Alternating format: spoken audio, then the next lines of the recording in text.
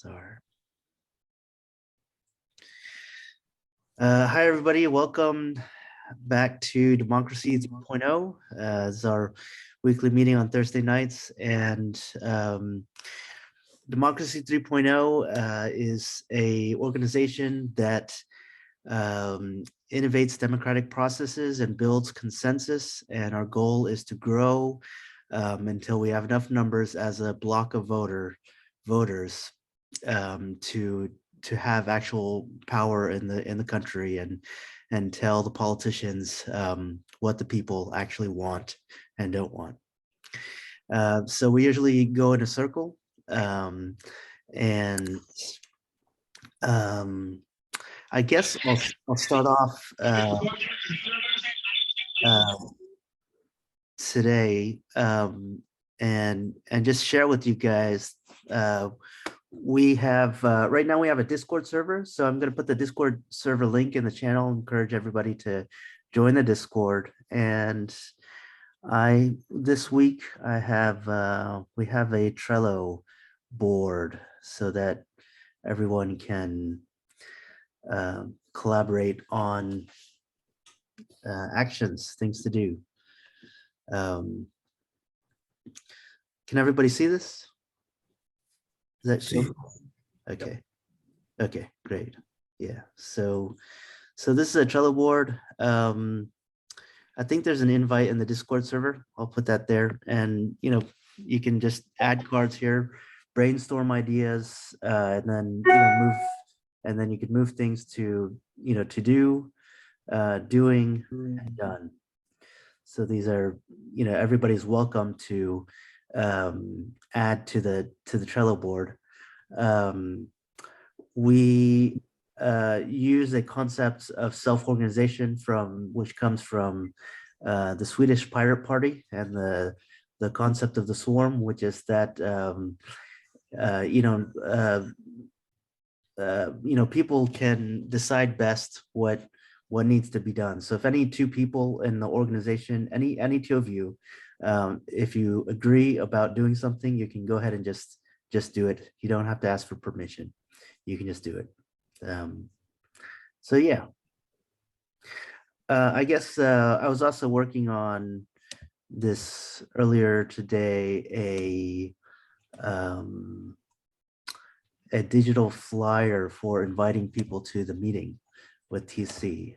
And I'll just show people the beginnings of a flyer.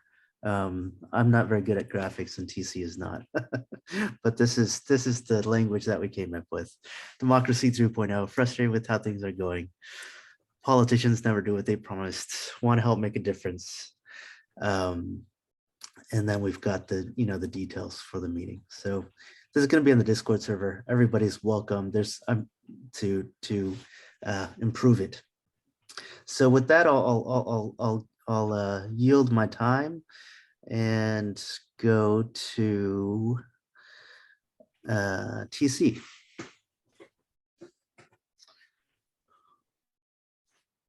Hi, yes, I'm TC and TC Townsend. I live in Oceanside, California. I'm a retired carpenter, and I'm basically working on what I call deliberative democracy.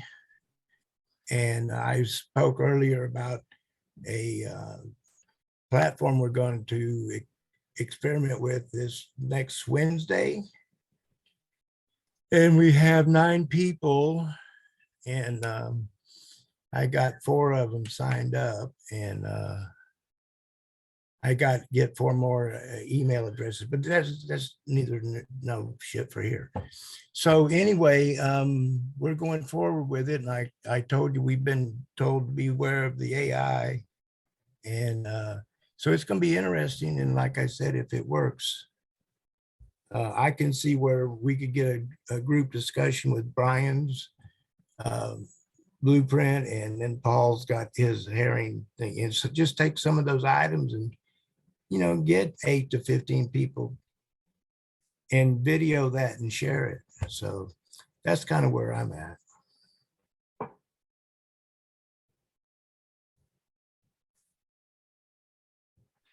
All right, Neo, on to you. Hey, my name is Neo, and uh, I am. I'm sorry. Just what am I supposed to say? Uh, however the spirit moves you. You can introduce yourself, talk about why you're here, you know, what you're working on. The subject is Democracy 3.0, building an organization that innovates collaborative processes and gets big enough to tell the politicians what our consensus is and what we want done and not. Well, I'm thinking, along with some very critical people here in New York, of building a think tank. I talked a little bit more about it. I looked up progressive think tanks. I think there's one in the universe, and I think that what we need is gonna need one, and might as well start one that dare to fight for the interest of the people, because the strategy, you have to think outside the box. I gave a lot of thought to a lot of different approaches that people have been coming up with, and I'm pretty impressed with um, I'm pretty impressed with the new ideas that are out there when it comes to an approach that we all want. And we thought about forming a party. I took part of that. We also thought about doing a national party. We also considered Brian's idea of using whatever mechanisms you can to bypass um, whatever structures they are, and try to see if we can, you know, deliver a particular devastating cut with one good attempt. And even if the parties don't work out, even if you come up with a block, a union block, you could probably achieve um, um, policy that usually takes a lot of activism and a lot of. So ever since I've had this conversation with Brian at the party, I've been doing a lot of thinking, because this is going to take a strategy bigger than just the party, or maybe even this year's attempt at at the plan that he has brought up. But this is what think tanks do. We hit the sub. It's like you have to break this huge piece of ice, and we could blow torch fire on it. We could try to pick it with a knife, whatever it takes. A think tank usually goes in and thinks about this, comes up with strategy, talk to very smart people like yourselves, and eventually see what medium is out there for us to best, I guess, best accomplish what we want. And I, I've been giving it a lot of thought. I have brought in other people along with the idea, and I'm kind of very open-minded now, since this, these last few months. I've been very open-minded at looking for every way possible to accomplish whatever it is that we need. But we have to be smart about it, and no one smart person could do anything. You need a think tank. You need a group of people trying to want to do the same thing. And if we need to get expertise and volunteers and get a network going, um, we have set up something called a circle system, where it doesn't matter how difficult or big the project is. Um, if you build the system properly, as volunteers come in, they have somewhere to go and something to do, and they'll never be bored. And if they want to take on more responsibilities, they can grow more. But is a system that is designed to um, pretty much channel all the pieces that we need to get something done, even if it's just a volunteer-based system. And this is how we're going to crowdsource a think tank, through volunteers. But these volunteers are not just going to be any volunteers. Their task may even include things that usually are only associated with think tanks, which is research and higher level um, studies and statistical analysis. But the system is designed so you never need a profession. You can you can train people to actually do what institutions do. So just, if you guys like what I'm thinking about, then I even was thinking about getting a name, the Institution for Better Policy. Anyway, I guess that's it for now. Thanks, Neil. Patricia, go ahead. Hi, everybody. I'm Patricia from New Jersey, formerly working with MPP. We just left the organization and created a small group in New Jersey that we are calling the United People's Assembly, and working together with the UPA. I don't know if you guys are familiar with that. It's a group that is trying to become a support system for third parties, state parties. So yeah, that's pretty much what I'm doing, and I'm happy to be here and hear from all of you. Thanks, Patricia. Keith, on to you. Thank you, Eddie. Yeah, so along with Neo, and the idea of a think tank sprung up because we have been trying to build a party here in New York, and the requirements to do so are pretty onerous, right? Like, it's a lot of heavy lifting for a group to get started and form a party and elect candidates. We've been putting thought into how to give people direct access to democracy. And some of the ideas we've been kicking around are ballot initiatives, which are something that we do not have a direct route to here in New York as citizens. So with UPA, the United People's Assembly, we're working to build infrastructure, like a network of volunteers and activists and progressive thinkers that want to come together and share and pool resources to help organizations get off the ground and start going. So when we started to think about the things that we could do to have impact as just everyday citizens, we're thinking about things like striking and supporting people that go on strike. So there's a lot of overlap when you start looking at building a political organization, signing petitions, assembling people to carry out activism. So like this is a rolling need that has a lot of overlap with just on the ground people that are willing to network and share their personal resources with something to achieve something that we can't do on our own.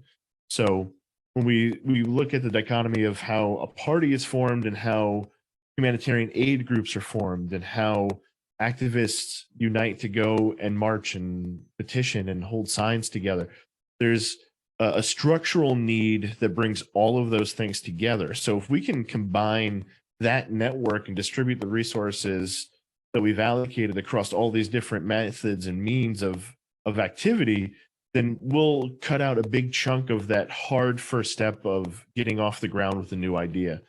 So the idea is to where we don't have the money and financial resources that other organizations may have to blast out advertising and do TV and radio ads and paper ads, all those things that these other organizations use their money for. We can circumvent that with human power. And that's where the focus, I think, should be moving. And, you know, we're here to support however we can to share our knowledge with everybody else that's willing to share back with us. So that's why we're here.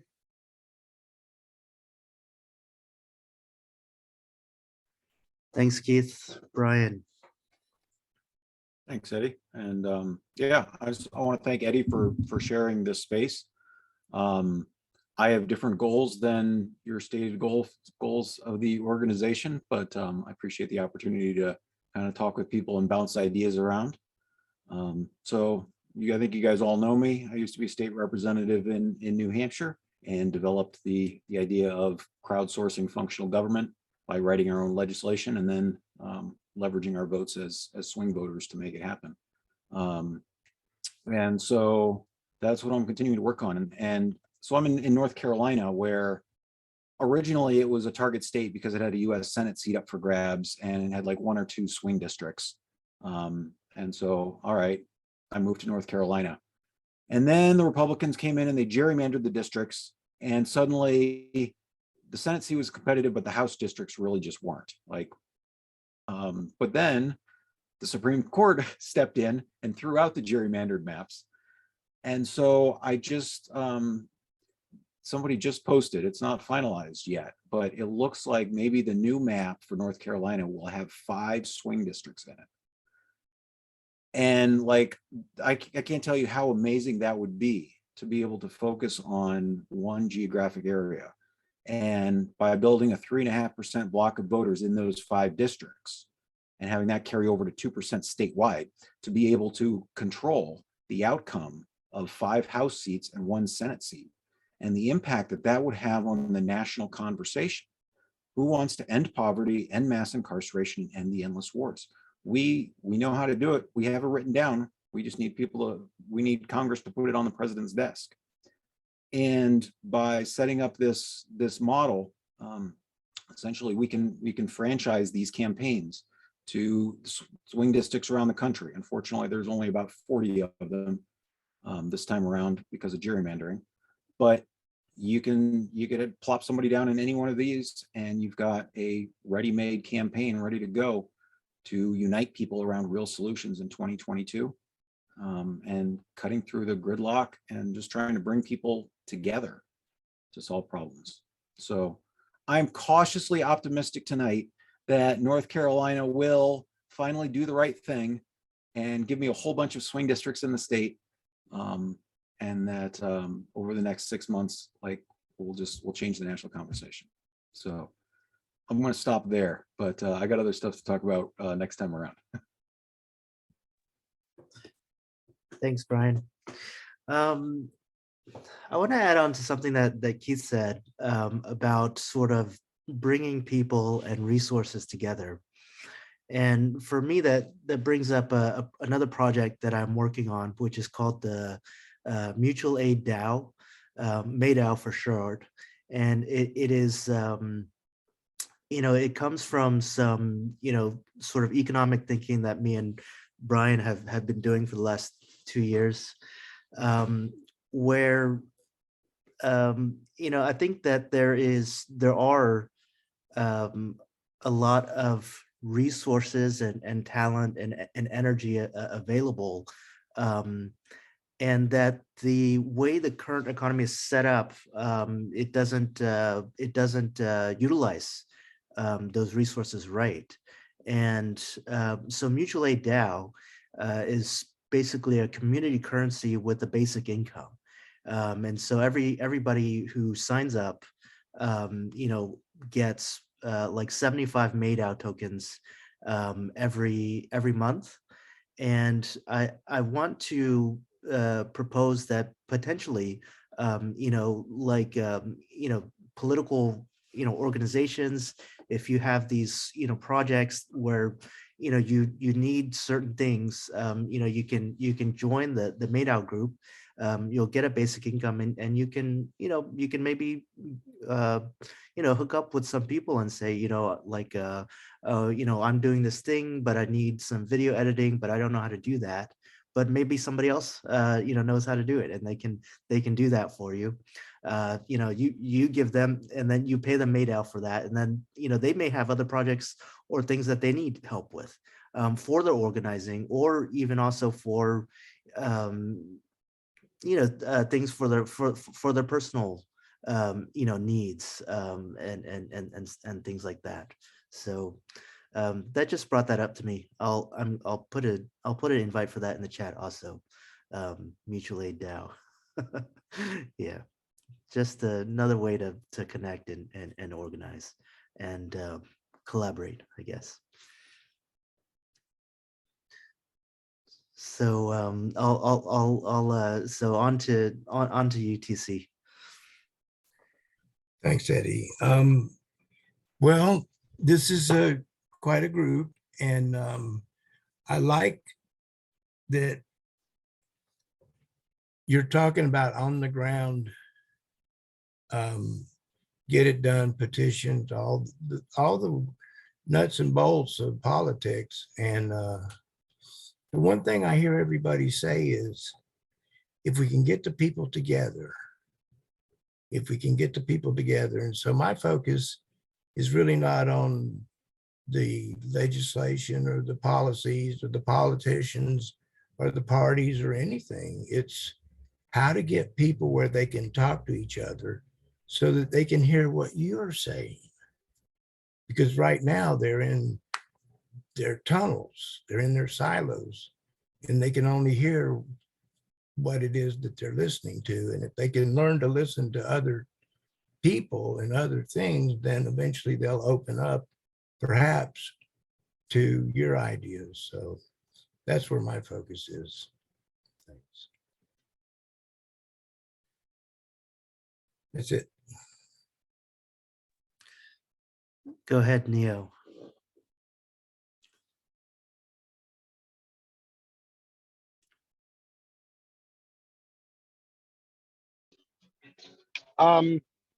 What was I supposed to? I'm sorry. I heard the mutual aid, and that's actually awesome because do they also do training? Yeah, but potentially, yeah. It is a very early stage project. You know, just got started a few months ago. But you know, we can do anything. I mean, you can do training for other people. You can ask for training. You know, whatever you can get, you know, whatever you can help someone with, or you can get someone to help you with, you know, you can exchange Meta for it, and it just makes it a little bit easier. It's like it solves the double incident needs where you know, you need this, but you can help with that. But then, you know, it can be Okay, the reason why I asked is because I came up with an idea. At first I thought it was cheesy. Now that I come think of it, is more maybe more feasible because, but the idea was that in New York City they give away free phones. If you're on public assistance, and then if you want to become a distributor of these phones, they give you some type of commission. And pretty much the commission is to the point where it's not even worth you doing unless you're gonna hustle. And then at this point it's not even worth its time. However, I was thinking, um, in New York we have a lot of able homeless people. They have a lot of time in their hands because they have nowhere else to go. And we could get a lot of homeless and disenfranchised people involved as best as we could. But in order to even attend these meetings, you need a device. And I was thinking of maybe putting a group together where we could come up with some type of activist type of app. If we could, you know, simply some apps, they're not that difficult to make if you keep it simple enough. And if we're gonna do a ground game, let's let's do some type of service where we could use the disenfranchised. You know, we could give them a device, we could give them food, maybe some transportation, and whatever. These people will become very loyal to us because we're helping them, and their activism will hopefully bring our communities um, like improvement of some sort. And this is literally the grounds game at the very, very bottom. But these are the people who they're fighting to get out of the streets. So they are so vested that if you give them an infrastructure to do their activism, and hopefully if we're successful enough to focus this activism, not just rallying in front of somebody's building and stuff, but actually doing things that move pieces in the board forward. Either the pressure helps to gain leverage, or maybe the mobilization of these people could create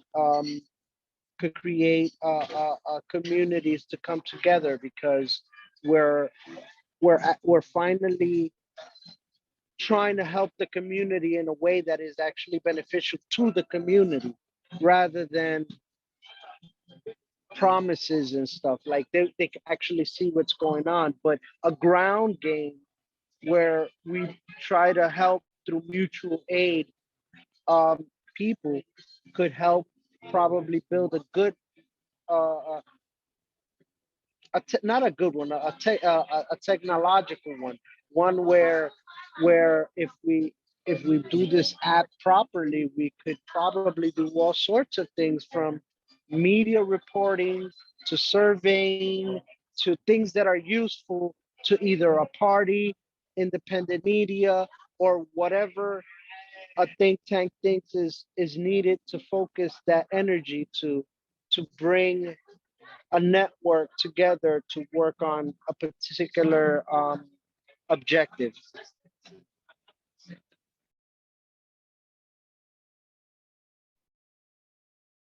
Yeah, I love it. I love the idea. I like it. Thank you, Neil. Go ahead, Patricia. I'm not sure what you want me to go ahead with. I'm enjoying the ideas. I do love Neil's idea of making the app and coming together. I don't have any particular ideas at the moment to share. Yeah, that's it. As the spirit moves you, and you're allowed to pass.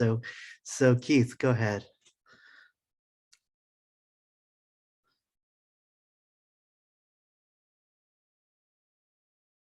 Keith, you're muted. Thank you. Yeah, I was thinking about what TC just said about getting people together to share your message that would not normally hear it. And I think when we start to develop, ideas of new political parties and political systems, we're in an area that's already divisive and not willing to come together based on, whatever these divisive topics have been out there, like identity politics and all sorts of different things. So when we start to focus more on these ideas that have broad consensus across demographics and red and blue and all these different county lines and district lines, we can get people into the room and have them focus on those things that have that appeal without necessarily making it completely political, and I think that's a good way to have a better idea of voices and making better informed decisions, because you're going to hear more than just what would be in your normal echo chamber too. So I think there's something to tap into there. And I keep coming back to like the Powell memo, right? It defined 70 years of conservative politics, and I haven't seen anything from the other side, nothing progressive that's set out a plan of action for the next 30, 40, 50 years. Keith, can you refresh our memory what that memo was? Yeah, so the Powell memo came out in the late 60s, early 70s, and it was a way that the Chamber of Commerce attacked the United States government at every level to get conservative voices into positions of power, and they focused a lot on judicial seats so they can control the way that decisions were made on legislation and lawsuits that would help further the corporate agenda to funnel power back up towards like a smaller group of people that had financial influence across the country to protect their own interests. And going back that far, they had a very defined message. And once I'm done rambling, I can put a link into chat for people for Hell Memo. But it's something that the most conservative of our country have adhered to for the better part of 3 generations. So the idea of unraveling that and coming to a point where the people actually have their voices heard, and we switch that paradigm from being that small financial elite to the masses of people that are not as well endowed. I think that's the way forward. And I think there's so much overlap that we're secluded from just from our everyday messages that we hear. So I think if we're able to group these people together to have a network that's easily dispatchable for action, or even just thinking and combining and collaborating on things and making informed decisions on things as a collective, and also having that platform in place where we have diverse speakers and opinions that don't normally disseminate across all those groups. I think that's how we start to break down these faux walls that have been built up all around us. I think that's going to be key. Anything we want to do.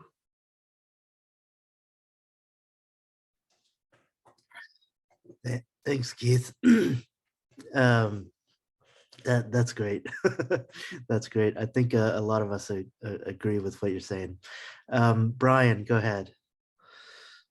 Yeah, no, I agree with a lot of the things that are being said. And Keith, as universal basic income is the best solution to ensuring that the people have the resources to just say no to coercive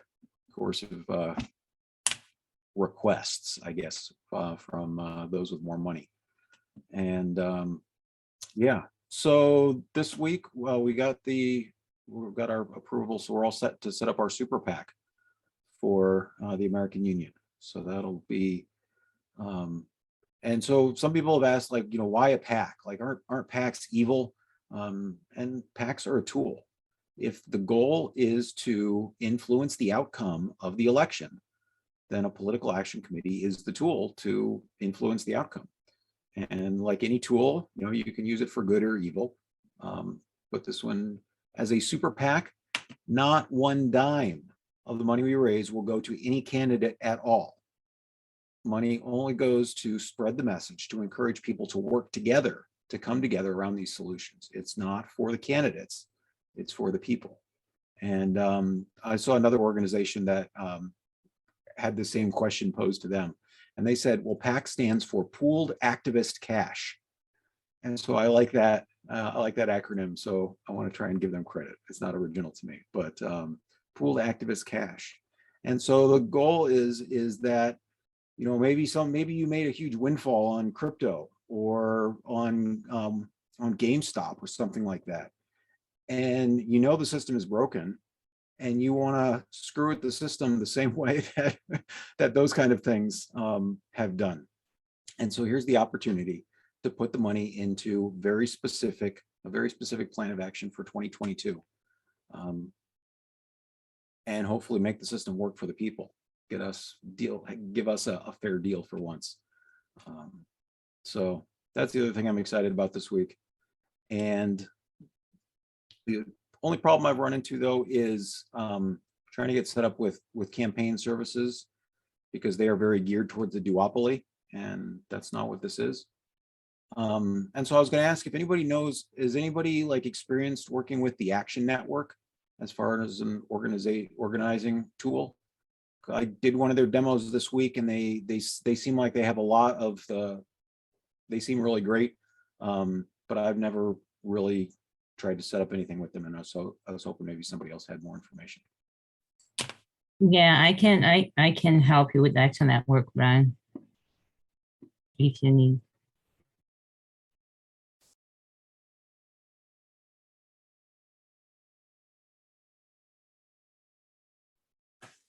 Awesome. Awesome. Yeah. Keith, what you were talking about, we've talked about quite a bit in the previous meetings, and I think there is a feeling that the polarization is not a good thing, and it's not a good thing for the country or the people, and it's and part of what we need to do. I guess that's also part of the vision of Democracy 2.0 is that um, and TC is very big on what's called deliberative democracy, which is sort of this event we're doing next week on Wednesday night. And the idea is that when you get people in a room, who may be from different backgrounds, but you actually set it up right and you have them talk, that the people themselves are not polarized the way it seems to look from the outside, I guess. So that's what I've got to say for the moment. TC, go ahead. Keith, we're saying exactly what happens in these groups.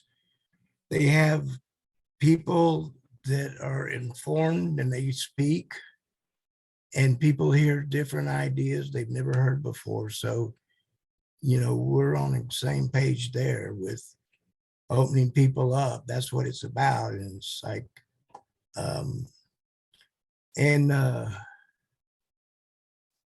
Brian, I was wondering how you were going to do this, but every time I see you, it's like, I think he's going to do this. Yeah.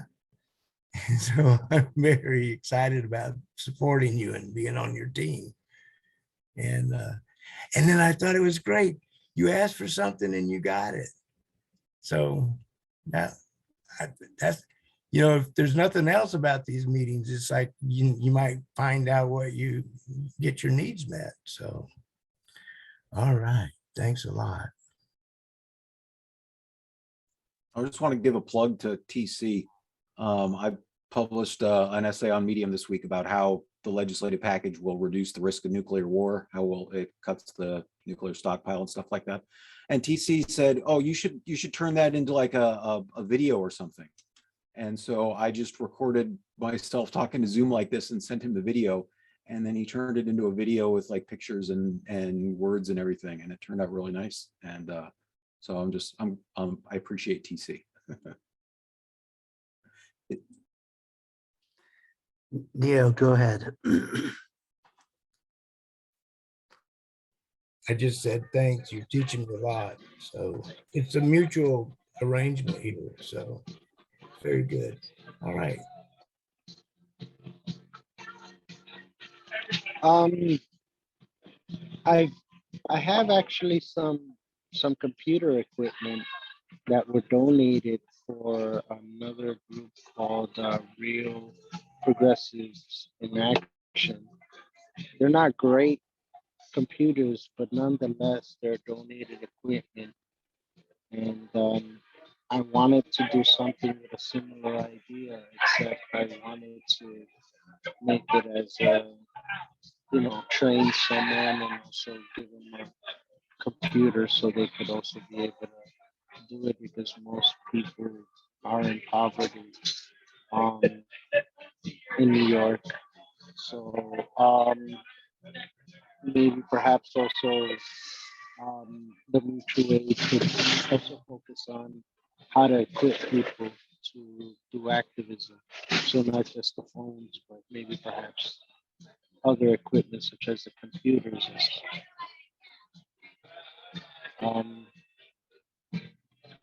Also the fundraising. This is also going to be very important because fundraising actually helps us determine what is actually plausible to be able to use our imagination and its application, especially if we're going to be dealing with a large amount of people or groundwork.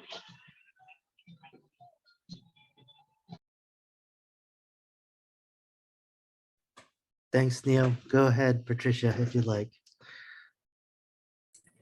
Patricia again. So I just checked Nation Builder. Thanks, Keith. Are you familiar with that? Yeah, we'll check more then. Yeah, I've had experience with Action Network, I kind of branched out to other platforms that are out there because I wanted to see if there's something maybe a little bit more modern, a little bit more user friendly than Action Network was to get up to speed with. So this is one of the ones that came up that was pretty highly recommended with nonprofits. So I haven't done like a demo with that or like a trial with them yet, but I've heard good things about it. Yeah, I see they have Amnesty International, so cannot be not good. Right. And yeah, Neo, I like the idea of the mutual aid. There are many ideas for mutual aid out there, right?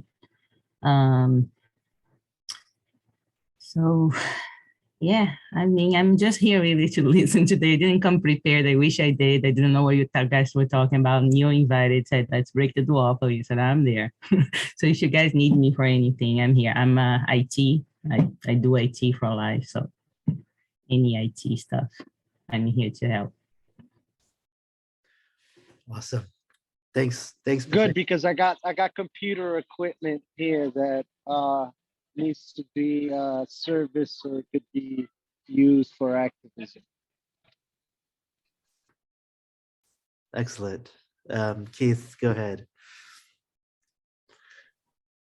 Yeah, Brian, I think UBI is going to be essential, right? During the pandemic, a lot of families had to make some hard sacrifices because income went away, but it empowered them to make some difficult choices that they weren't able to before, you know, to even think about getting a career in a different field or to leave a dead end job that they felt like obligated to stay with because, you know, generations before us found a job and stayed with it for decades and never sought to better themselves because they thought they couldn't. So, what this pandemic has shown us is if you give people the chance to think creatively, to come up with new solutions, to be empowered to make those decisions for themselves, like they're not going to stick with the status quo. They're going to go out, they're going to find a way to make things work, and they're going to find things that are more fulfilling than what they've had before. And the other thing that I found very interesting too is here in New York specifically that we've had a very gradual plan to get to $15 as a minimum wage. It's been in effect for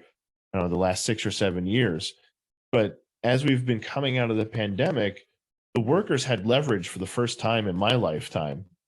And not having to go back to these low-paying, low-skilled jobs to be abused by their bosses and have these awful schedules where they work late into the evening, have to come back early the next morning.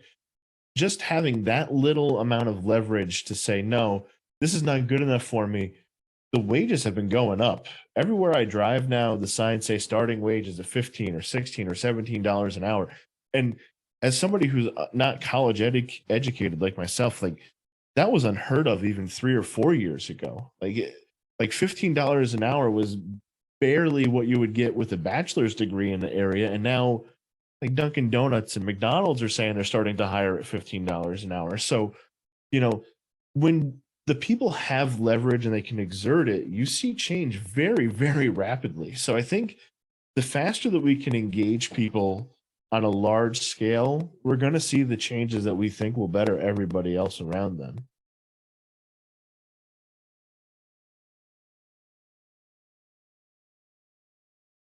Thanks, Keith. Go ahead. Go ahead, Brian. Yeah, Keith, you're absolutely right.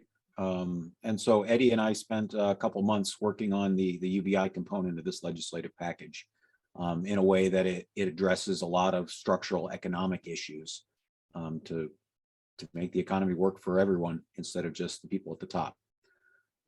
So we're trying to solve a whole bunch of problems all in one legislative package, take on all the entrenched interests who are exploiting, profiting, whatever you want to call it, from the common people.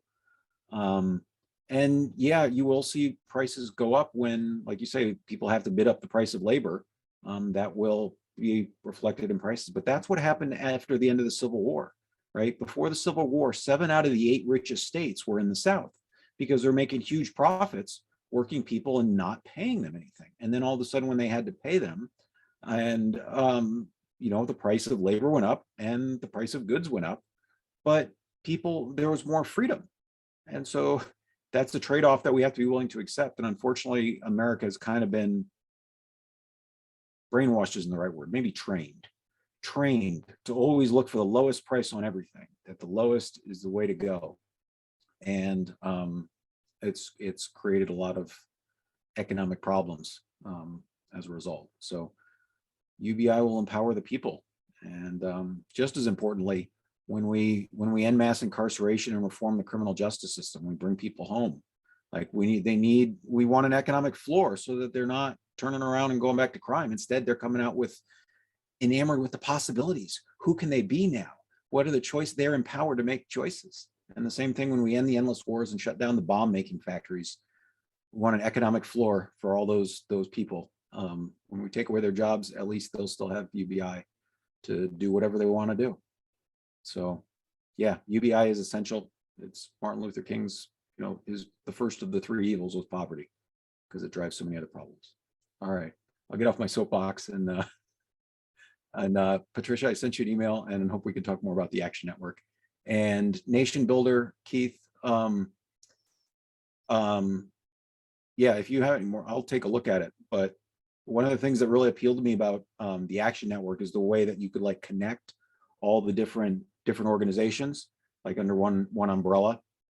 And as this is sort of trying to be one national campaign with lots of local campaigns, that really appealed to me, the idea of being able to share all that information back and forth. And so I don't know if Nation Builder has that same sort of thing. I'll look into it. Thank you for the lead.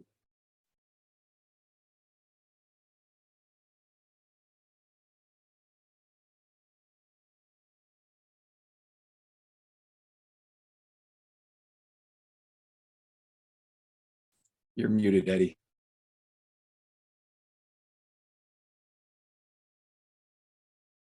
Okay, so I'm gonna share this, and everyone is also welcome to share things that you think are relevant to the conversation. But this is the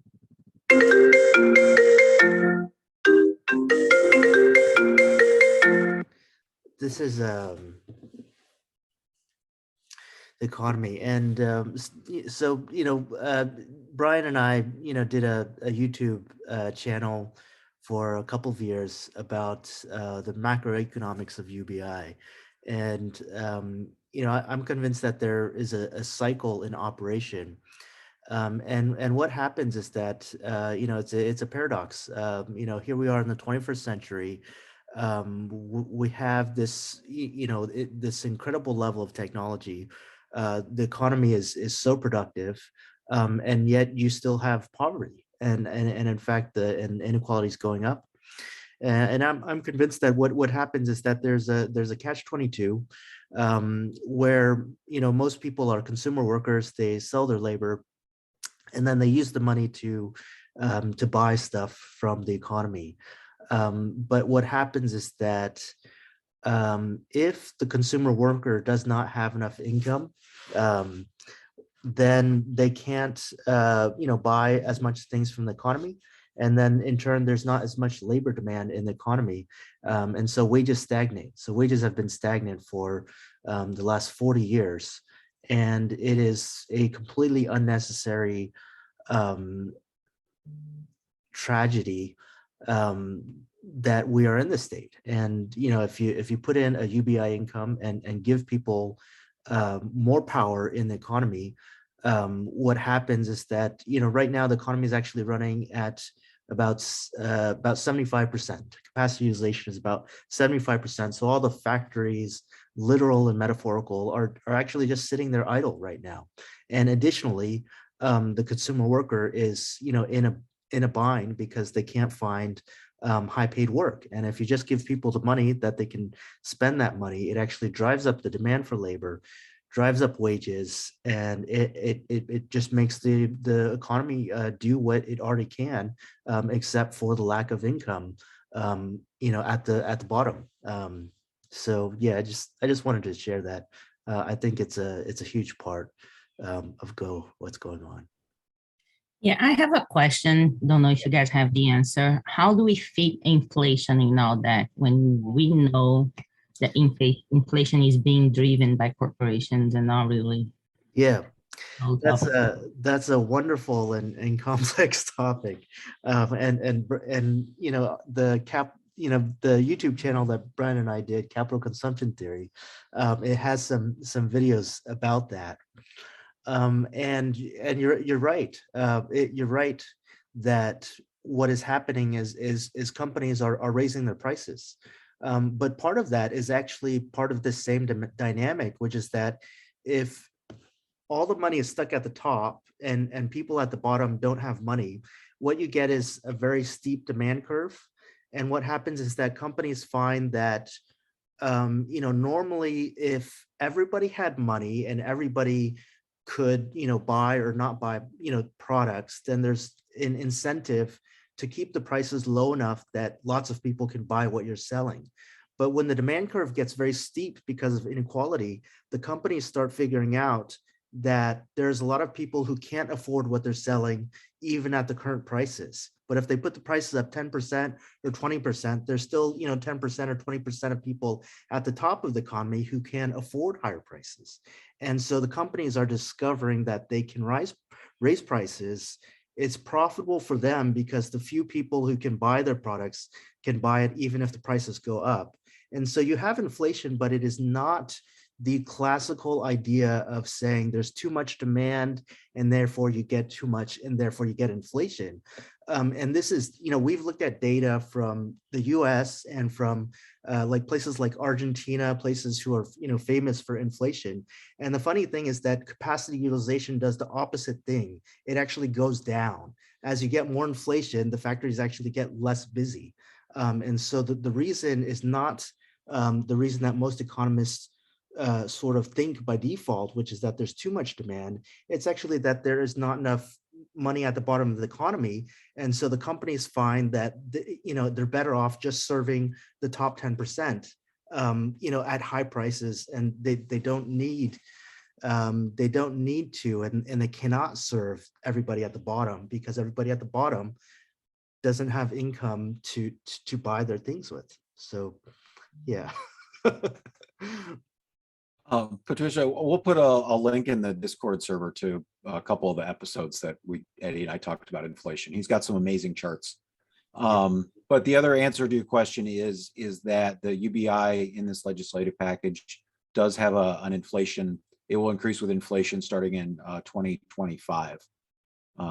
So if companies continue to try and take big profits, then UBI will go up along with it.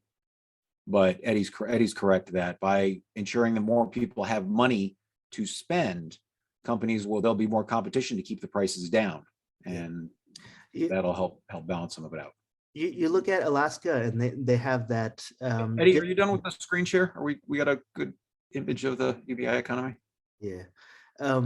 You look at Alaska and every year they have that dividend that comes out, and every year when the dividend comes out, prices don't go up. All the stores and all the companies actually have a huge sale, and they lower their prices so that they can capture that money. And that's what would happen if you get UBI. And you know, I'm going on a bit long, but the other thing I want to say is that we're in an era right now where people are innovating on money, and you've got the cryptocurrency and the Web3, and money is what people accept as money, and there's actually room for innovation there. That's another part of the MADAO mutual aid DAO idea, is that we can actually create our own money, and if we can get people using it, it'll work. You know, from an economic standpoint. But Yeah, or maybe just help folks get their goods, right? Be able to produce in for the popular demand, what the corporation is not doing except Walmart. yeah, absolutely. And Yeah. people have talents, and people can help each other, and giving them money just gives them permission to actually help each other, which they can already do. But it's, you know, it's not set up for them to do that. So that's all I have for now. TC, on to you. Well, we're getting close to time, but I want to say real quick, Keith, I can't remember what you said, but I felt so fucking positive when you were talking. It was just like, geez, here's a brother and a soul friend. And then Patricia, I'm thinking about the United People's Assembly. And part of the deliberative democracy is to go to citizens assembly. And I'm thinking, well, the purpose of citizens assembly is to come up with a consensus that they would present to the politicians. And then I realized I'm sitting here in the meeting. I said, Brian already did that. So all we got to do is agree to it and it's done. So So that's my 2 cents. Thanks. thanks, TC. So so it is 11:59. So I'm gonna call the meeting over. Thanks everybody for coming. Welcome back next week. Invite your friends. I hope Yeah, everybody. just 1 second. I just posted the link to the United People's Assembly. If anybody wants to check them out, check us out. We're doing good work in there. And we need all of you. Excellent, excellent. Okay, thanks. So everybody next week, and everybody's welcome to stay around and chat. But we'll end the meeting here.